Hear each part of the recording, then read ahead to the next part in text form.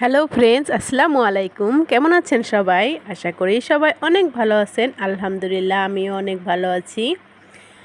Munni boutique house থেকে আমি মুন্নি বলছি। আজকে আপনাদের মাঝে নিয়ে এলাম কালো রং গুলিয়ে কিভাবে সাদা শাড়িতে হ্যান্ড প্রিন্ট করেছি।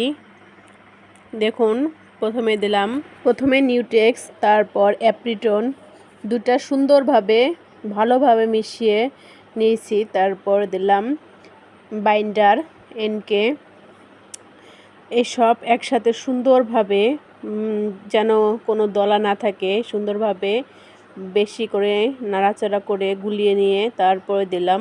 এবার আমি অকজেলটা দিয়ে সুন্দরভাবে নেড়ে নিয়ে গুলিয়ে নিলাম। অকজেল দিলে কাপড়ের রং ছড়ায় না, সেজন্য অকজেলটা দেওয়া খুবই জরুরি। এরপর আমি কালো রংটা দিয়ে সুন্দরভাবে নাড়িয়ে মিশিয়ে নিয়ে দেখুন রংটা কি সুন্দর হয়েছে।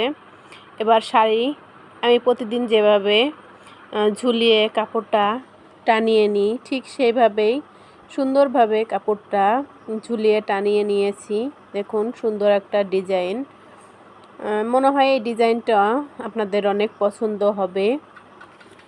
যে যেখান থেকে এই মুন্নি বুটিক হাউসটা দেখছেন, প্লিজ দয়া করে আমারকে সাপোর্ট করে আমার পাশেই থাকবেন।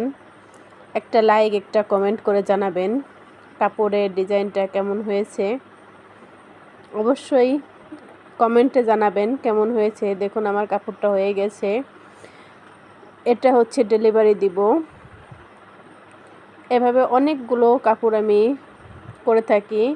এই দুটা একই ডিজাইনের দুইটা সাদা শাড়ি করলাম, দুইটা এক জায়গায় কোরিয়ার করব, সেজন্য সুন্দরভাবে প্যাকেটিং করলাম। দেখুন কাপড়টা কি সুন্দর, সাদার উপরে কালো রংটা অনেক সুন্দর হয়েছে।